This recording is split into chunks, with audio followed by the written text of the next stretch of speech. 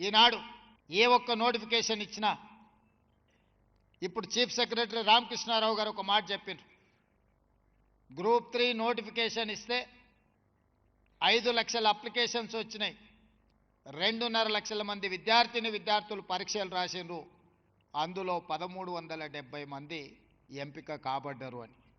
Group 1లో 563 ఉద్యోగాల కోసం దాదాపుగా 5 లక్షల మంది అప్లికేషన్ పెట్టుకున్నారు. గ్రూప్ 2 731 ఉద్యోగాలకు దాదాపుగా అంతే శాతం పోటీ పరీక్షలకు ప్రిపేర్ అయ్యారు. 5-10 సంవత్సరాలు 10 నుంచి 15 లక్షల మంది నిరుద్యోగ యువకులు హైదరాబాదు నగరంలో ఉద్యోగ ఉపాధి అవకాశాలు లేక ఇతర ఉద్యోగాల కోసము ఇతర ఉపాధి ప్రయత్నాలు చేయకుండా ఈ ప్రభుత్వ నియామకాలలో మాకు అవకాశం వస్తుంది, అధికారులం కావాలి, తెలంగాణ రాష్ట్ర అభివృద్ధిలో భాగస్వాములై ఈ తెలంగాణను అభివృద్ధి చేయాలి అని గ్రామాల నుంచి బయలుదేరి నగరానికి వస్తే ప్రభుత్వం పోటీ పరీక్షలను నిర్వహించకపోవడం ఒక బాధ్యతారాహిత్యమైతే, నిర్వహించిన పరీక్షలు సక్రమంగా నిర్వహించకపోవడం రెండవ బాధ్యతారాహిత్యమైతే, నిర్వహించిన పరీక్ష ప్రశ్న పత్రాలు జిరాక్స్ సెంటర్లలో ఈరోజు పల్లి బఠానీలలాగా అమ్మే పరిస్థితి వచ్చి పబ్లిక్ సర్వీస్ కమిషన్కు ఉన్న గౌరవం మర్యాద మంటగలిస్తే ప్రభుత్వంలో ఉన్న వాళ్లకు చీమ కుట్టినట్టయిన బాధ లేదు.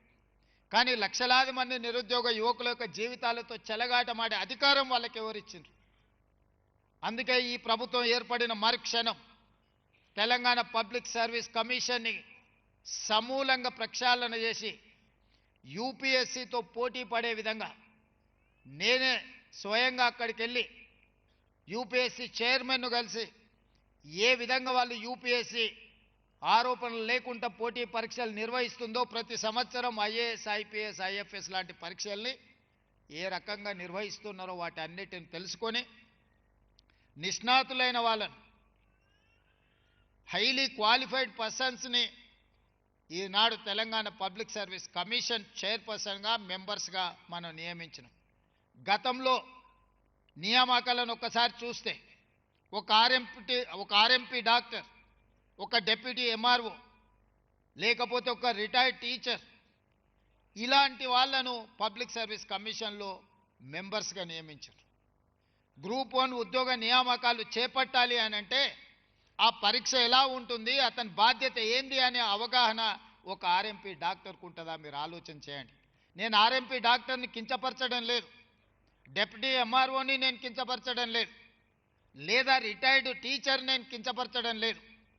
వాళ్ళు చేసిన ఉద్యోగాల స్థాయి ఏంది, వాళ్ళు నియామక పత్రాలు అందించబోయే పోటీ పరీక్షల ప్రశ్న పత్రాలు తయారు చేసే బాధ్యత గ్రూప్ 1, గ్రూప్ 2, గ్రూప్ 3 లాంటి ఉద్యోగాలకు ఆ నియామకాలను చేపట్టడానికి వాళ్ళకు బాధ్యత ఇస్తే ఏ రకమైన విధి విధానాలను వాళ్ళు నిర్ణయిస్తారో మీరు ఒక్కసారి ఆలోచన చేయండి. ఇంత నిర్లక్ష్యం తెలంగాణ నిరుద్యోగుల పట్ల ఆనాటి ప్రభుత్వం వ్యవహరించింది. అందుకే మీ పరీక్షలు నిర్వహించాలన్నా, మీ ఉద్యోగ నియామకాలు చేపట్టాలంటే మీకంటే అత్యధిక విద్యను అభ్యసించిన వాళ్ళు, మీకంటే ఎక్కువ అనుభవం ఉన్న వాళ్ళు, మీతో పాటు తెలంగాణ పట్ల చిత్తశుద్ధి ఉన్న వాళ్ళనే ఈరోజు పబ్లిక్ సర్వీస్ కమిషన్ చైర్పర్సన్స్గా మెంబర్స్గా నియమించి ఆ పరీక్షలను పూర్తి చేయడం జరిగింది. మీకు ఒక్క మాట చెప్పదలుచుకున్నా, డిఎస్సి మీరు ఎప్పుడైనా హిస్టరీని తీసుకోండి, నోటిఫికేషన్ నుంచి నియామకాలు 55 రోజుల్లో పూర్తి చేసి 11,000 మంది టీచర్లకు ఉద్యోగ నియామక పత్రాలు అందించినాం. ఇవన్నీ కూడా అది పోలీస్ డిపార్ట్మెంట్ రిక్రూట్మెంట్ కావచ్చు, మెడికల్ అండ్ హెల్త్ డిపార్ట్మెంట్ కావచ్చు, టీచర్ల నియామకం కావచ్చు, లేకపోతే గ్రూప్ 1, గ్రూప్ 2, గ్రూప్ 3, గ్రూప్ 4 ప్రభుత్వ ఉద్యోగ నియామకాలు కావచ్చు. ఒక బాధ్యతతోని ఒక యజ్ఞంలాగా భావించి ఎక్కడా తప్పులు జరగకుండా ఈ నియామక పత్రాలను అందించాలనే మేము కృషి చేసి గ్రూప్ 1 ఫలితాలు ఇచ్చి నియామకాలు అందించబోయే సమయంలో కోర్టుల ముందు వివాదాలు సృష్టించి ఎట్టి పరిస్థితుల్లో నియామక పత్రాలు అందనీయకూడదని కుట్రలు చేస్తే కూడా న్యాయస్థానం ముందు నిలబడి ప్రభుత్వం బలమైన వాదనను వినిపించి ఈరోజు దాదాపుగా 2 సంవత్సరాలలో మొదటి సంవత్సరంలోనే 60,000 ఉద్యోగ నియామక పత్రాలను అందించి దేశంలోనే ఒక గొప్ప ఘనత తెలంగాణ రాష్ట్రం సాధించింది. ఈ రోజుకు దాదాపుగా 70,000 ప్రభుత్వ ఉద్యోగ నియామక పత్రాలు ఈ 2 సంవత్సరాల్లో మనం అందించగలిగినాం. మేం లెక్కలు చెప్తే తప్పంటారని లేదా ఇచ్చిండ్రో ఇయ్యలేదని అనుమానాలు వ్యక్తం చేస్తారని 13 సార్లు ఉద్యోగ నియామక పత్రాలు అందిస్తే మేము ఎక్కడైతే బాధ్యత తీసుకున్నామో ఎల్బీ స్టేడియంలో కానీ లేకపోతే నెక్లెస్ రోడ్లో డాక్టర్ బాబాసాహెబ్ అంబేద్కర్ సాక్షిగా కానీ లేకపోతే శిల్పారామం సాక్షిగా కానీ లేకపోతే సాగునీటి పారుదల శాఖ ఆఫీసు కార్యాలయ కేంద్రంలో కానీ ఈ నియామక పత్రాలు బహిరంగంగా వాళ్ళ తల్లిదండ్రులను అందరిని ఆహ్వానించి ఒక పండుగలాగా ఈ కార్యక్రమాన్ని నిర్వహించినాం. మాకు ఒక బాధ్యత కావచ్చు, కానీ మీకు ఒక జీవితకాల విజయం ఇది.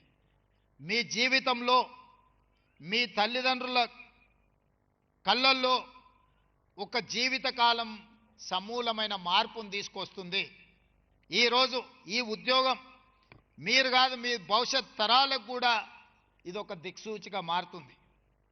ఇది ఏదో ప్రభుత్వ ఉద్యోగము రోజుకి 8 గంటలో 10 గంటలో పనిచేస్తే వేతనం తీసుకునే బాధ్యత కాదు.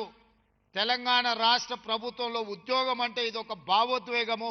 ఈ తెలంగాణ రాష్ట్రాన్ని పోరాటం చేసి సాధించుకున్నది ఒక భావోద్వేగంతో.